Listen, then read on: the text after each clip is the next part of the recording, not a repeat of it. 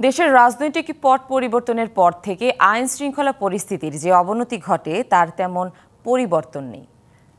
রাজধানী সহ সারা দেশেই বেড়েছে হত্যাকাণ্ড। চলতি বছরের প্রথম 9 মাসে সারা দেশে 2911টি হত্যা মামলা হয়েছে, যা দৈনিক গড় হিসেবে 11টি, আর গত এক দশকের হিসেবে সর্বোচ্চ। এ সময় ঢাকা মহানগরে 352টি হত্যাকাণ্ডের ঘটনা ঘটেছে। একই সময় 310টির রাজনৈতিক সহিংসতায় প্রাণ গেছে 80 জনের। পুলিশের দাবি, মামলা বৃদ্ধি মানে হত্যা বৃদ্ধি নয়।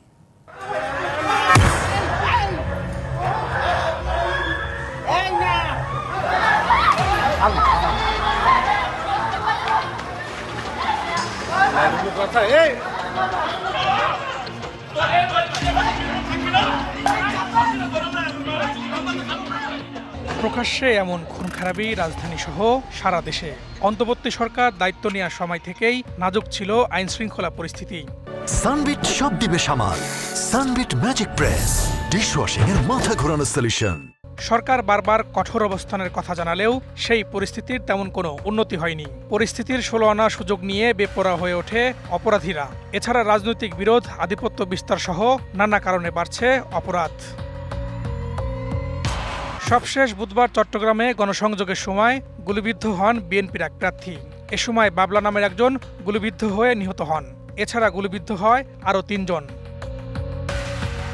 পুলিশ সদর দপ্তরের হিসেবে চলতি বছরের প্রথম 9 মাসে সারা দেশে হত্যা মামলা হয়েছে 2911টি।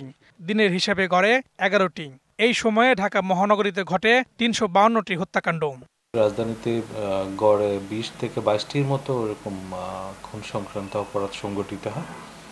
এইসব অপরাধের ক্ষেত্রে বেশিরভাগই পারিবারিক কারণ থেকে আরম্ভ করে পূর্বশত্রুতা, এসব বিষয়গুলো আমরা দেখতে পাই। এত বড় একটা শহরে যে ঘটনাগুলো ঘটছে, এটা একেবারেই নিয়ন্ত্রণের বাইরে তা নয়, এবং এটা নিয়ে আতঙ্কিত হওয়ার মতো বিষয় নয়।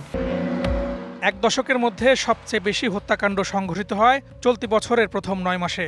গণ অভ্যুত্থানের বছরেও খুনের ঘটনা ঘটেছে এর চেয়ে কম। গেল 8 মাসে বেড়েছে রাজনৈতিক সহিংসতাও।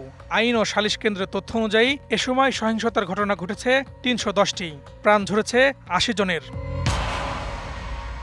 হত্যা মামলা বৃদ্ধির কথা স্বীকার করলেও পুলিশের দাবি, মামলা বেড়ে যাওয়া মানেই খুন বেড়ে যাওয়া নয়। বিগত 15 বছর এবং বিভিন্ন সময় লোকজন প্রতিবন্ধকতার কারণে অনেক সময় মামলা করতে পারেনি।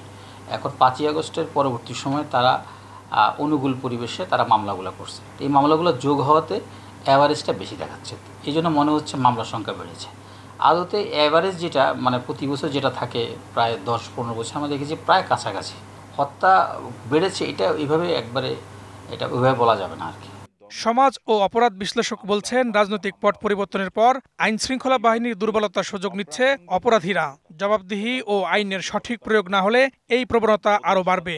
যখনই কোনো অভিযুক্ত ব্যক্তি বা অপরাধীর রাজনৈতিক পরিচয় ছিল, সেক্ষেত্রে সরকার জিরো টলারেন্সটা দেখাতে পারেনি ব্যবস্থা গ্রহণের প্রশ্নে।